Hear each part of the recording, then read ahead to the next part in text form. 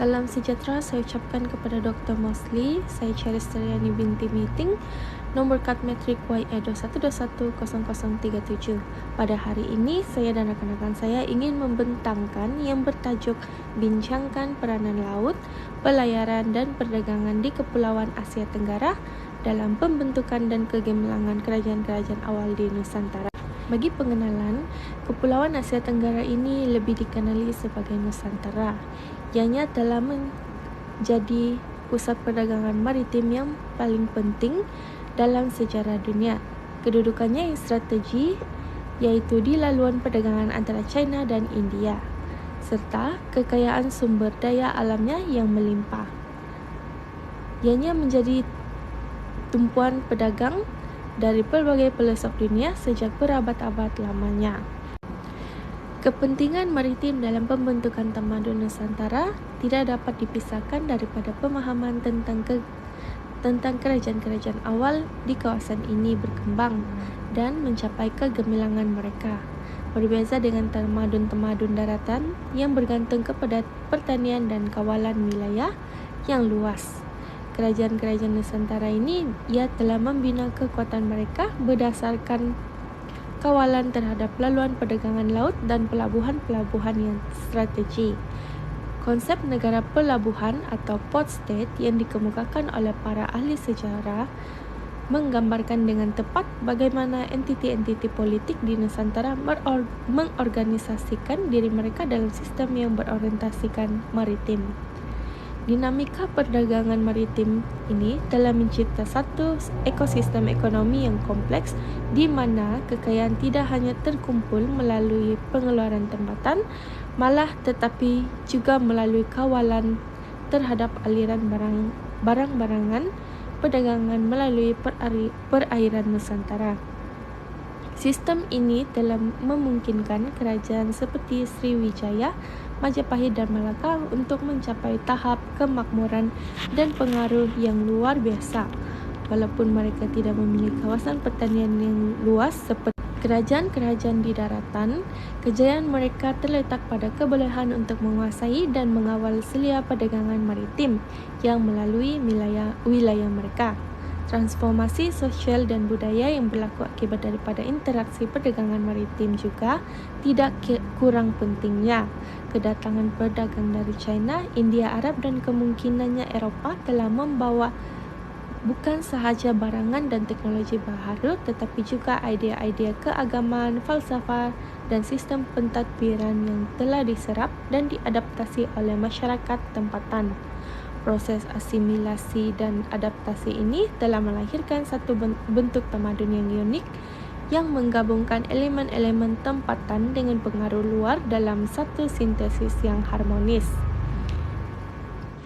Dalam pembentukan struktur politik maritim dan sistem kerajaan berdasarkan kawalan perdagangan laut, pembentukan kerajaan-kerajaan awal di Nusantara tidak dapat dipisahkan daripada evolusi sistem politik yang berorientasikan maritim, di mana kawalan terhadap laluan perdagangan laut menjadi asas kepada kekuatan politik dan ekonomi.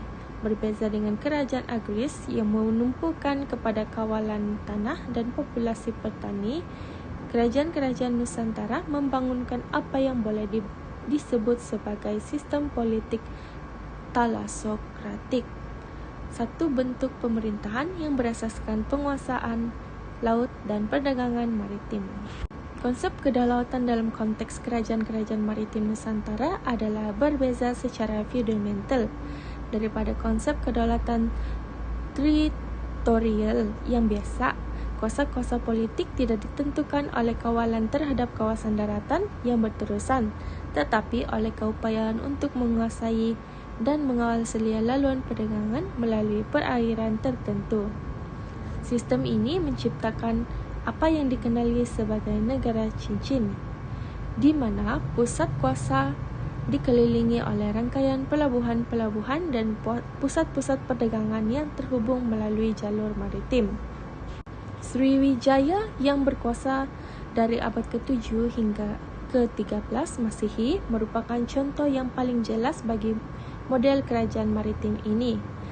yang berpusat di Palembang Sriwijaya tidak menguasai kawasan daratan yang luas, tetapi mengawal Selia, Selat Melaka dan Selat Sunda yang merupakan laluan perdagangan utama antara China dan India.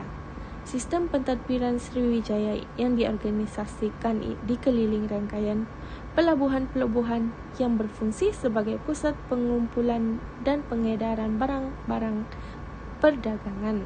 Setiap pelabuhan ini diperintah oleh seorang pembesar tempatan yang bertanggung jawab kepada raja di pusat, membentuk satu hierarki politik fleksibel namun berkesan. Struktur politik yang berorientasikan maritim ini juga melahirkan sistem diplomatik yang unik, di mana kerajaan-kerajaan Nusantara menjalinkan hubungan dengan kuasa-kuasa besar seperti China dan India, bukan melalui perjanjian wilayah atau pakatan tentera, tetapi melalui perjanjian perdagangan dan pengiktirafan bersama terhadap hak-hak navigasi. Sistem tribut tali yang dipraktikkan oleh Sriwijaya dengan dinasti Tang dan Song di China, misalnya, bukan sekadar hubungan politik formal, tetapi merupakan rangka kerja yang membolehkan perdagangan berterusan dan melindungi kepentingan pedagang dan kedua-dua pihak. Kekuatan tentera laut menjadi komponen penting dalam struktur politik ini, berbeza dengan tentera darat yang memerlukan kawalan langsung terhadap populasi. Majapahit yang mencapai kemuncak kuasanya pada abad ke-17 dan ke-15 menunjukkan evolusi selanjutnya dalam sistem politik maritim. Walaupun berpusat di Jawa Timur dan memiliki basis pertanian yang kuat, kekuatan sebenarnya Majapahit terletak pada keupayaannya mengawal Selia, perdagangan rempah-rempah dan barang-barang mewah melalui perairan Nusantara. Sistem Mandala yang diperhatikan oleh Majapahit menciptakan lingkaran pengaruh yang konsentrik di mana wilayah-wilayah yang lebih jauh diperintah dengan longgar melalui kawalan perdagangan dan ikatan budaya daripada kawalan politik langsung. Kaedah pemerintahan yang berasaskan perdagangan ini juga melahirkan sistem undang-undang dan peraturan yang khusus untuk aktiviti maritim. Kodeks Majapahit yang dikenali sebagai Undang-Undang Laut Majapahit mengandungi peraturan-peraturan terperinci mengenai pedagang, navigasi, dan resolusi konflik di laut. Sistem undang-undang ini menunjukkan tahap kecanggihan yang tinggi dalam mengurus aktiviti ekonomi yang kompleks dan pelbagai budaya yang terlibat dalam perdagangan maritim. Kesultanan Melaka pula yang berkembang pada abad ke-15 dan awal abad ke-16 mewakili kemuncak evolusi sistem politik maritim di Nusantara. Kedudukannya yang strategi di Melaka, yaitu di Selat Melaka, membolehkannya mengawal selia hampir semua pedagang antara Asia Timur dan Asia Barat. Assalamualaikum dan salam sejahtera. Saya Laila Azwa binti Abdul Ramzan dengan nombor kad matrik saya adalah YA21210041 dan hari ini saya akan membentangkan subtopik daripada tajuk ini, iaitu sistem ekonomi maritim dan juga pelabuhan dalam pembentukan kerajaan-kerajaan Nusantara. Kerajaan maritim seperti Sriwijaya, Majapahit dan juga Kesultanan Melayu Melaka telah membina kekuatan melalui penguasaan laluan laut dan juga pelabuhan. Tidak seperti kerajaan agraria, iaitu mereka bergantung kepada perdagangan antarabangsa dan bukan sahaja pertanian. Pelabuhan utama seperti Palembang menjadi pusat ekonomi global dengan kemudahan lengkap untuk pedagang asing. Ia juga menghubungkan kawasan pedalaman melalui sistem pengangkutan yang cekap. Kerajaan mengutip cukai pelabuhan dari pelabuhan, duit perdagangan dan juga lesen pedagang asing sebagai sumber pendapatan utama. Contohnya, Sriwijaya dia mengenakan cukai ke atas kapal yang melalui Selat Melaka. Seterusnya adalah pelabuhan juga melahirkan pelbagai industri sokongan seperti pembuatan kapal, pemprosesan makanan, tekstil craft dan juga perkhidmatan pelaut yang menggerakkan ekonomi tempatan. Seterusnya adalah sistem kewangan turut berkembang, termasuklah dalam segi penukaran mata wang asing, pinjaman dagang dan juga surat kredit dan juga rumah perdagangan. Kerajaan juga mengeluarkan mata wang sendiri dan menguruskan hasil melalui sistem perekonomian mereka. Kesimpulannya, sistem ekonomi maritim ini dia membolehkan kerajaan Nusantara mencapai kestabilan politik, kekayaan ekonomi dan juga pengaruh antarabangsa. Warisan ini akan kekal penting dalam sejarah perdagangan Asia Tenggara sehingga ke hari ini. Nusantara merupakan wilayah kepulauan yang strategik di persimpangan laluan perdagangan dunia. Sejak abad ke-5 Masihi, masyarakat di sini telah mengembangkan teknologi pelayaran dan juga perkapalan yang menjadi asas kepada kemunculan kerajaan-kerajaan maritim seperti Sriwijaya, Majapahit, Kesultanan Melaka dan sebagainya. Kajian ini akan melihat bagaimana teknologi membentuk kekuatan politik, ekonomi dan juga budaya di Asia Tenggara. Teknologi kapal di Nusantara bermula dengan kapal lesung dan juga kapal papan. Kapal seperti Jong, Pandai-Wakang dan juga Kora-Kora telah menunjukkan evolusi hebat teknologi tempatan. Kapal-kapal ini dia mampu berlayar jauh, termasuklah di Asia dan Afrika. Seterusnya adalah keunggulan Jong Jawa. Jong Jawa ni adalah antara kapal terbesar dan juga tercanggih di zamannya. Dibina tanpa paku dengan beberapa lapis kayu jati, ianya mampu membawa muatan besar dan juga menahan badai. Armada ini menjadi tunjang kekuatan maritim Majapahit. Selain itu adalah teknologi pembinaan dan juga navigasi. Kapal dibina untuk menggunakan sistem pasak dan menjadikannya kukuh dan juga fleksibel. Pelaut Nusantara mahir dalam navigasi menggunakan angin monsun, arus laut dan juga bintang. Hal ini membolehkan pelayaran jarak jauh dengan tepat. Seterusnya adalah impak kepada kerajaan maritim. Sriwijaya dan juga Majapahit ni dia telah menguasai laluan perdagangan melalui armada laut mereka sendiri. Teknologi pelayaran telah membolehkan mereka untuk membina kekuatan politik, mengutip cukai dan juga memperluaskan pengaruh di seluruh Asia Tenggara. Seterusnya adalah keunggulan di Asia. Teknologi kapal Nusantara ni dia lebih maju daripada China pada ketika itu. Armada laut mereka juga tahan uji, malah menyebarkan teknologi ke wilayah lain. Ini menjadikan Nusantara pusat inovasi maritim serantau. Seterusnya adalah laut bukan penghalang, iaitu identiti dan juga kuasa kerajaan. Laut bukan penghalang tetapi dia merupakan penghubung. Teknologi pelayaran ini dia membentuk identiti kerajaan maritim, simbol kekuasaan dan juga kebanggaan budaya. Armada yang kuat ni dia melambangkan kedaulatan dan juga ketuanan wilayah. Dan oleh itu teknologi pelayaran dan juga perkapalan menjadi asas kejayaan kerajaan awal di Nusantara.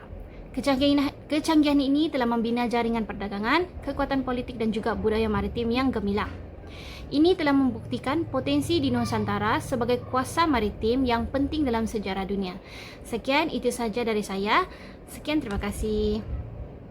Oke, seterusnya saya terus ke pembentangan bagi peranan perdagangan di Kepulauan Asia Tenggara dalam pembentukan dan kegemilangan kerajaan-kerajaan awal di Nusantara. So untuk poin yang pertama, perdagangan merupakan sebagai asas ekonomi dan kekayaan kerajaan. So perdagangan memberi sumber kekayaan utama kepada kerajaan-kerajaan awal di Nusantara. Hasil perdagangan seperti rempah ratus, kapur barus, emas, kain sutra dan lada hitam mempunyai permintaan tinggi di pasaran luar seperti India, Timur Tengah dan China. Sebagai contoh, kerajaan seperti Sriwijaya yang menguasai laluan Selat Melaka memperoleh hasil daripada cukai pelabuhan dan dagangan yang sangat besar. Okey, untuk seterusnya antara peranan juga perdagangan di Kepulauan Asia Tenggara ni dalam pembentukan dan kegemilangan kerajaan-kerajaan awal di Nusantara. Intipati perkara yang kedua, salah satu peranan dia adalah dalam perkembangan bandar pelabuhan dan infrastruktur. Kegiatan perdagangan telah mendorong kemunculan bandar pelabuhan seperti Palembang, yakni Kerajaan Sriwijaya, Temasek, Singapura Lama, Banten dan Melaka. Kita boleh katakan bandar-bandar ini bukan saja menjadi pusat pertukaran barang, malah berkembang menjadi pusat pentadbiran, pendidikan dan kebudayaan. Kemudahan seperti gudang, penyimpanan, pasar, rumah ibadat dan tempat tinggal pedagang disediakan untuk menyokong perdagangan. So, perkembangan bandar ini seterusnya mengukuhkan peranan kerajaan sebagai kuasa yang disegani di rantau ini. Okey, antara peranan perdagangan juga di Kepulauan Asia Tenggara dalam pembentukan dan kegemilangan kerajaan awal di Nusantara, antaranya adalah salah satu saluran penyebaran budaya dan agama. Melalui perdagangan, pedagang seperti dari India, Arab dan China membawa bersama mereka agama dan budaya masing-masing. Ini membuka ruang kepada penyebaran agama Hindu, Buddha dan kemudian Islam ke seluruh Nusantara. Sebagai contoh, zaman Kesultanan Melayu Melaka, kita dapat tengok bahawa pedagang Arab memainkan peranan penting dalam menyebarkan ajaran Islam. Sementara di Kerajaan Sriwijaya dan Majapahit, umpamanya, pengaruh Hindu Buddha dapat dilihat dalam struktur dua kerajaan tersebut. So, yang terakhir, untuk peranan perdagangan di Kepulauan Asia Tenggara dalam pembentukan dan kegemilangan kerajaan-kerajaan awal di Nusantara, pembentukan jaringan diplomatik dan politik. Hubungan perdagangan turut membawa kepada hubungan diplomatik antara kerajaan tempatan dan kuasa luar. Sebagai contoh, misalnya Kesultanan Melayu Melaka menjalin hubungan rasmi dengan dinasti Ming di China melalui penghantaran utusan dan sistem tribu. Selain itu juga, hubungan ini bukan saja memperkukuh keselamatan laluan perdagangan antarabangsa daripada ancaman kuasa luar seperti Siam dan Majapahit, malah mengangkat martabat Melaka sebagai kuasa serantau. Ini membuktikan bahawa hubungan diplomatik ini juga menjamin kestabilan politik dan keselamatan yang diperlukan bagi kemajuan ekonomi. Okey, sebagai penutup, sebagai kesimpulan untuk pembincangan kami, secara keseluruhannya kita boleh lihat bahawa laut, pelayaran dan perdagangan adalah nadi kepada kehidupan dan kegemilangan kerajaan-kerajaan awal di Nusantara. Kedudukan geografi yang strategik ditambah dengan kemahiran maritim masyarakat tempatan telah membolehkan mereka mengeksploitasi sepenuhnya potensi ekonomi dari laluan perdagangan Timur Barat. Kita boleh simpulkan juga bahawa laut, pelayaran dan perdagangan memainkan peranan penting dalam membentuk landscape politik, ekonomi, sosial kerajaan-kerajaan awal di Nusantara